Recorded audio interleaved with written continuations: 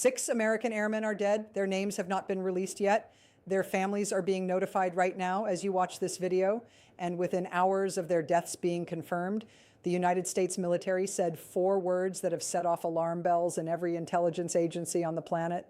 Circumstances are under investigation. That is what happens when the answer is not simple. That is what happens when the answer might be something the Pentagon is not ready to say out loud yet. Here's what we know.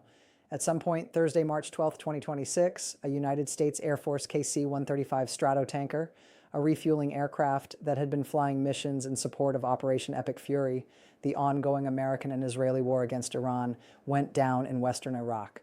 All 6 crew members aboard are now confirmed dead. The crash brings the total number of American military personnel killed in the Iran war to 13, with more than 170 wounded. This is the 13th day of the war. And this morning, for the very first time, the White House has no clear answer to the most important question of all. How did that plane go down? Because here's what I found when I went through the documents, the intelligence reports, and the timeline of events that the mainstream media has covered in separate stories but has never connected into a single picture. What that full picture reveals is not just the story of a crash, it is the story of a war within a war that American troops are dying in on 2 fronts simultaneously, one they can see and one they cannot. Before we go deeper into what the investigation is actually looking at, what Russia has been doing with its intelligence apparatus since the first day of this war, and what the most explosive contradiction in American foreign policy right now actually means for the safety of every American service member in the Middle East. Make sure you hit the like button and subscribe to this channel right now. This story is moving faster than anything I have covered, and the next 24 hours will determine whether what happened to that KC-135 over Western Iraq stays a tragedy or becomes a scandal. Let me show you exactly what I found. Quick context. The KC-135 Stratotanker is not a combat aircraft. It does not drop bombs. It does not drop bombs. It flies at altitude far behind the front lines, and it does one thing. It refuels other aircraft in midair. Without KC-135s, the entire air campaign against Iran collapses. Fighter jets run out of fuel. Long-range bombers cannot reach their targets. The KC-135 is the backbone of American air power. It is the plane that makes everything else possible, which is exactly why it is also a target, not for missiles necessarily, not for drones, but for intelligence. If you know where a KC-135 is operating, its altitude, its route, its refueling patterns, you can build a targeting picture that makes every aircraft it supports vulnerable. You can plan intercepts. You can predict movements. You can kill people. And according to a Washington Post investigation published March 6, 2026, 1 week before that, KC-135 went down in western Iraq. Russia has been providing Iran with exactly that kind of intelligence. The evidence? Let me walk you through what the documents actually say. March 6, 2026, the Washington Post publishes a report citing multiple U.S. officials familiar with intelligence assessments. The report states, and I am quoting directly, Russia is providing Iran with targeting information that includes the locations of American warships and aircraft in the Middle East. Not weapons, not troops on the ground. Information, the most powerful weapon in modern warfare. The New York Times published its own independent confirmation the same day, citing intelligence officials who described Russia as providing satellite imagery showing the locations of U.S. warships and aircraft. Not vague tips, satellite imagery, precise, real-time, actionable. CNN then added a third layer on March 11th, just 2 days before the KC-135 went down. A Western intelligence source told CNN exclusively that Russia is also sharing advanced drone tactics from its war in Ukraine with Iran. Teaching Iran how to overwhelm American defenses, teaching Iran how to hit things that are difficult to hit. Put those 3 reports together. Russia gave Iran the locations of U.S. aircraft. Russia gave Iran satellite imagery of American assets. Russia gave Iran drone tactics designed to defeat American defenses. And then 2 days after that third report, a U.S. refueling aircraft went down in western Iraq. I went through this 4 times. The timeline is what it is. Now, and this is critical, here is what CENTCOM said about the crash. The circumstances of the incident are under investigation. However, the loss of the aircraft was not due to hostile fire or friendly fire, not hostile fire, not friendly fire. That statement rules out being shot down by an Iranian missile or a drone. It rules out a friendly fire incident, but it does not rule out equipment failure caused by electronic warfare. It does not rule out navigational interference. And it does not rule out the possibility that the intelligence Russia gave Iran was used not to shoot the plane down directly, but to put it in a position, a route, an altitude, a time where it became vulnerable to something else entirely. Investigations take time. This one has barely begun, but every military analyst who has spent time with these facts this morning is asking the same question. What did Russia know? And when did Iran use it? Now the part nobody is covering. Here is the detail that turns this story from a tragedy into something that demands a direct answer from the President of the United States. On the same day that the KC-135 crash was confirmed, on the same day that all 6 American airmen were declared dead, on March 12, 2026, the Trump administration announced that it was temporarily lifting sanctions on Russian oil. Let me say that again so it is absolutely clear. The United States confirmed that Russia is providing Iran with intelligence to help kill American troops. 7 days passed. American troops continued to die. And then on the day that 6 more Americans died in a crash connected to the same war Russia is actively feeding intelligence into, the Trump administration rewarded Russia with sanctions relief. The Hill confirmed it. NBC News confirmed it. A 300-day waiver on sanctions targeting Russian oil companies, officially framed as an effort to contain the energy price spike caused by the Hormuz closure. And when asked directly about Russia helping Iran, here is what the President of the United States said. This is a direct quote verified from a Fox News radio interview on March 13th, 2026. I think he might be helping them a little bit. Yeah, I guess. And he probably thinks we're helping Ukraine, right? Russia is providing satellite imagery of U.S. aircraft locations. Russia is sharing drone tactics designed to defeat American defenses. A U.S. plane goes down in Iraq with all 6 crew dead, and the official American response is a little bit followed by a sanctions waiver worth billions of dollars to the Russian oil industry. That is not a policy. That is a contradiction, and it has a body count. The other side, and where they have a point. I want to be fair here because the counter arguments exist, and they deserve honest treatment. The administration's defenders argue several things. First, CENTCOM explicitly stated the KC-135 crash was not caused by hostile fire. If Russia's intelligence had been used to target the plane directly, you would expect hostile fire. The investigation is ongoing. Drawing conclusions before it concludes is irresponsible. That is a legitimate point. Investigations take time. The cause of the crash could be mechanical failure, pilot error, weather, or any number of factors that have nothing to do with Russia or Iran. The absence of hostile fire as a confirmed cause does not mean Russian intelligence was involved. It means we do not know yet. Second, on the Russia sanctions waiver, the administration argues this is a narrowly targeted 30-day measure specifically for Russian oil already loaded on vessels at sea. It is not a broad sanctions rollback. It is a temporary measure to stabilize global energy prices that are spiking because of the Hormuz closure. The Treasury Department framed it as a practical energy management tool, not a diplomatic signal. Steve Witkoff, Trump's senior diplomat, told CNBC directly that Russian officials had personally told him that Russia was not sharing intelligence with Iran. He took that denial at face value. Third, Trump's a little bit comment, while alarming in tone, could be interpreted as deliberate understatement, a strategy to avoid publicly accusing Russia of an act that would require a formal response. Sometimes diplomatic language is chosen precisely to leave room for back-channel resolution. These are real arguments. They are not crazy. They deserve weight. But here is what they cannot explain away. Senator Chris Murphy, after a classified briefing on the Iran war, told reporters, the administration has no coherent strategy. The war goals are unclear, and we were given no answers on the Russia intelligence question that we needed. Senator Richard Blumenthal said after the same briefing, I am extremely worried and fearful. The path this administration is on leads somewhere very dangerous. These are not partisan attacks from people who have not seen the classified data. These are members of the Senate Intelligence Committee who have, and their reaction to what they saw was fear, not skepticism, fear.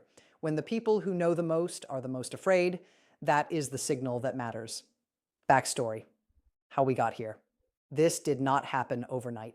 The architecture of what is unfolding was built over weeks. February 28, 2026, Operation Epic Fury begins. U.S. and Israeli forces launch coordinated strikes on Iran's nuclear facilities, missile infrastructure, and military leadership. Supreme Leader Ali Khamenei is killed in the opening hours. Iran immediately begins planning retaliation. March 1st, the first indications emerge that Iran's strike accuracy against U.S. targets is unusually precise. Analysts note that some Iranian attacks appear to reflect knowledge of U.S. asset locations that would be difficult to obtain through Iran's own intelligence network alone. March 3rd, a classified briefing to the Senate Intelligence Committee. Sources familiar with the briefing say U.S. intelligence agencies presented early indicators of Russian involvement in providing targeting data to Iran. Senators leave the briefing alarmed. None go on record immediately. March 6th, the Washington Post and New York Times simultaneously publish confirmation Russia is providing Iran with satellite imagery of U.S. warship and aircraft locations. Multiple U.S. officials confirm it independently. The White House downplays the reports.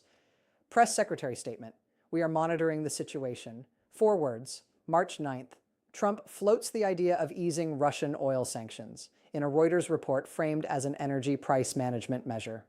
March 11th, CNN publishes its exclusive, Russia is also sharing advanced drone tactics with Iran, tactics developed in the Ukraine war specifically to defeat Western air defense systems. March 12th, the KC-135 goes down in western Iraq. All 6 crew eventually confirmed dead. March 12th, same day, Trump administration announces the Russia sanctions waiver. March 13th, Trump tells Fox News Radio that Putin is helping Iran a little bit and draws a comparison to U.S. aid for Ukraine. That is the complete timeline. You can read it as a series of disconnected events, or you can read it as a pattern. Either way, the documents are real. The timeline is real. The deaths are real.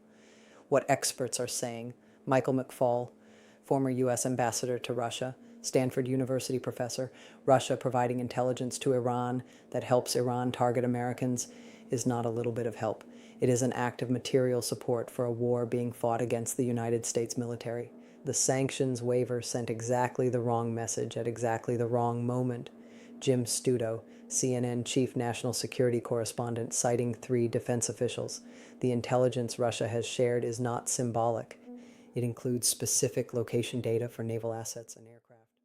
Analysts believe Iranian strike accuracy would be materially lower without this intelligence support. General Barry McCaffrey, retired 4-star U.S. Army general. Every day we delay a direct confrontation with the Russian intelligence pipeline to Iran. American service members are operating in a threat environment that has been deliberately enhanced by a hostile foreign power. That is not a sustainable situation. Fortune magazine quoting a senior intelligence analyst who requested anonymity. The pattern of Iranian strikes since March 1st is consistent with access to external targeting data. The accuracy against mobile targets, which are the hardest targets to hit, is above what Iran's own ISR capability would explain. Someone is helping them see what we don't want them to see. When the most respected voices across military analysis, intelligence commentary, and diplomatic expertise are converging on the same conclusion, that is not speculation. That is the professional consensus. Why this matters to you. Real talk. This is the part of the story that most coverage skips, because it is easier to talk about planes and satellites than to explain what it actually means for ordinary people, your money. As of today, March 13th, 2026, Brent crude is trading around $110 a barrel, up from $87 when the war began. That is a 26% spike in 13 days. Your gas prices have already risen. They will rise further. Here is the part nobody is saying clearly. Russia benefits from every day this war continues. Russian oil prices have jumped from $40 a barrel to over $100 in 12 days. According to a Forbes analysis published yesterday, Russia is the 2nd largest oil exporter in the world. Every dollar that crude prices rise because of Hormuz's disruption adds billions to Russia's war chest. Russia has a direct financial incentive to keep this war going as long as possible. And Russia is simultaneously providing the intelligence that makes Iran more effective at keeping it going.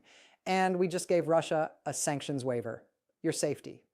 The United States has approximately 40,000 military personnel stationed at bases across the Gulf region right now. Every one of them is operating in a threat environment that Russia is actively shaping. The drone tactics Russia shared with Iran were developed specifically to defeat Western air defenses. The satellite imagery Russia provided gives Iran real-time awareness of where American assets are. That is not an abstract threat. That is a direct threat to the lives of 40,000 Americans in uniform. The president, if Russia can provide targeting intelligence to an enemy currently killing American soldiers, and the American response is to ease Russian sanctions and describe it as a little bit of help, then the message sent to every adversary watching is unmistakable. The cost of helping kill Americans is zero.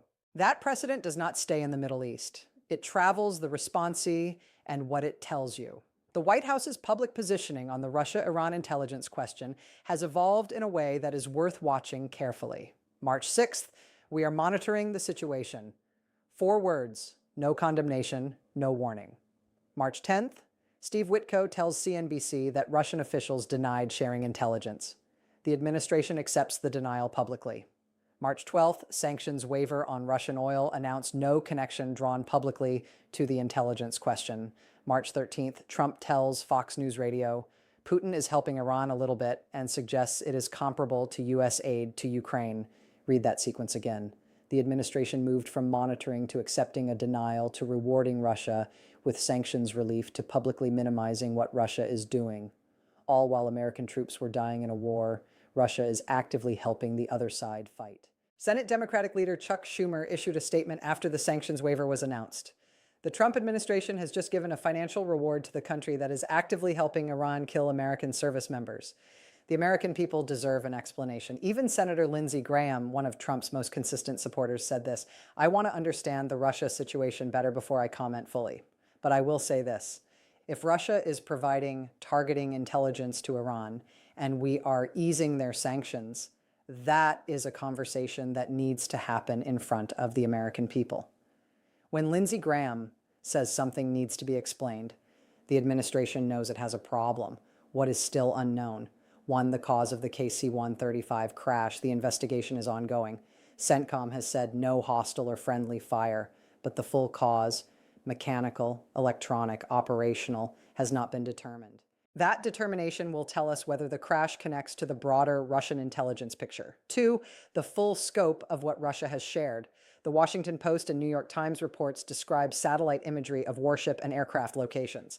CNN's exclusive describes drone tactics, but multiple analysts believe the Russian intelligence sharing may extend beyond what has been publicly confirmed. The classified briefings senators received suggest they saw more than what has been made public. 3, whether the 30-day Russia sanctions waiver will be extended. Forbes reported yesterday that Trump's 30-day Russia oil waiver may never expire. If Russia continues aiding Iran and sanctions relief continues being extended, the policy contradiction becomes permanent. 4, what the classified briefing senators received actually contained. Multiple senators emerged from that briefing expressing fear and alarm.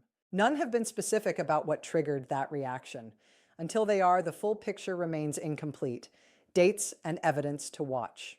Today, March 13th, Pentagon is expected to provide an updated briefing on Iran war operations. Watch specifically for any mention of the KC-135 investigation status and whether the Russia intelligence question is addressed directly. This week, the Senate Armed Services Committee has signaled it wants a classified briefing specifically on the Russia-Iran intelligence relationship. Whether that briefing is scheduled and whether senators speak publicly afterward will be the next major indicator. Within 30 days, the Russia oil sanctions waiver expires. Watch whether it is extended, modified, or allowed to lapse. That decision will be the clearest signal yet of where U.S.-Russia relations actually stand while this war continues ongoing. The KC-135 crash investigation. When findings are released, even preliminary findings, this story enters a completely different phase. If the cause turns out to be connected in any way to the threat environment shaped by Russian intelligence sharing, the political consequences will be impossible to contain. Comment below right now. Do you think the KC-135 crash and the Russia intelligence story are connected? Do you think the sanctions waiver was a mistake? Tell me what you think. I read every comment. Your perspective matters to how I cover this story going forward, the bigger picture.